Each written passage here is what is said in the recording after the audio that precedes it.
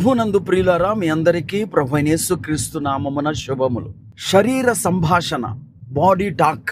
ఒకరోజు ఉదయం మీరు నిద్ర లేవగానే మీ మూత్రపిండములు మీతో మాట్లాడుచున్నట్టు ఊహించుకోండి. ఆ మూత్రపిండములు ఏమంటున్నాయంటే, చూడండి, మేము ఇక్కడ చాలా శుభ్రపరిచే పనులు చేస్తున్నాం, కానీ మా కష్టానికి గుర్తింపు లభించటం లేదు, మా గురించి ఎవరు మాట్లాడుకోవటం లేదు, కనుక మేము ఈరోజు సెలవు తీసుకుంటున్నాం అన్న ఈ మూత్రపిండాలు.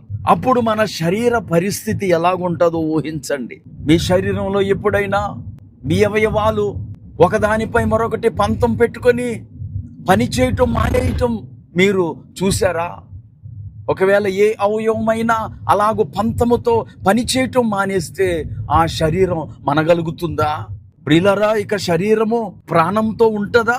కానీ ఈరోజు సంఘం అనే క్రీస్తు శరీరములో ఇలాంటి మాటలే వినబడుతున్నాయి. నేను ఈ రోజు నుంచి చర్చికి రాను, నేను ఈ రోజు నుంచి పాటలు పాడను, ప్రార్థన చేయను, పరిచర్యకు రాను అని అనేక మంది సంఘ కార్యక్రమాల్లో పాల్గొనకుండా వెనకైపోతున్నారు. ప్రియులారా, క్రీస్తు శరీరములో ప్రతి విశ్వాసి ఒక అవయవమై ఉన్నట్లుగా అపోస్తలుడైన పౌలు కొరింథీయులకు రాసిన పత్రిక 12:12 తెలియచేస్తూ ఉన్నాడు. ఎలాగు శరీరము ఏకమై ఉన్నను అనేక అవయవములు కలిగి ఉన్నదో, ఎలాగు శరీరము యొక్క అవయవములన్నీ అనేకములై ఉన్నను ఒక్క శరీరమై ఉన్నవో, అలాగే క్రీస్తు ఉన్నాడు.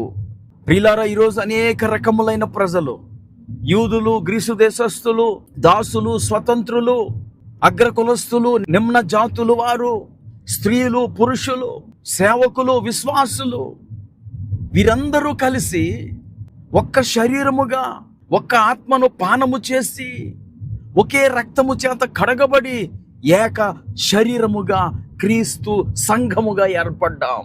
ఆ క్రీస్తు సంఘములో మనమందరము మనకు ఇవ్వబడిన బాధ్యతలను నిర్వహిస్తూ ఉండాలి. ప్రియులారా, ఎఫెసీయులకు రాసిన పత్రిక 4:16 అపోస్తలుడైన పౌలు ఇలాగూ చెబుతున్నాడు, ఆయన శిరస్సు అయి ఉన్నాడు, ఆయన నుండి సర్వ శరీరము చక్కగా అమర్చబడి తనలో ఉన్న ప్రతి అవయవము తన పరిమాణము చొప్పున పని చేయుచుండగా ప్రతి కీలు వలన కలిగిన బలము చేత అతుకబడి ప్రేమయందు తనకు క్షేమాభివృద్ధి కలుగునట్లు శరీరమునకు అభివృద్ధి కలుగు చేసుకొనుచున్నది.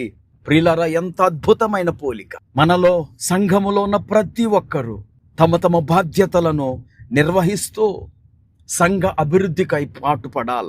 అప్పుడే క్రీస్తు శరీరము క్షేమాభివృద్ధి చెందుతుంటుంది. గనుక ఈ మాటలు వింటుండగా నేడే సంఘము కొరకు నీ వంతు పని చేయటలో వెనుకాడకుండా ముందుకు సాగు.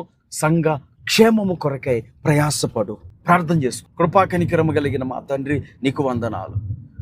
సంఘ క్షేమాభివృద్ధి కొరకు ప్రతి అవయవము చక్కగా పని చేయాలని మీరు మాట్లాడారు.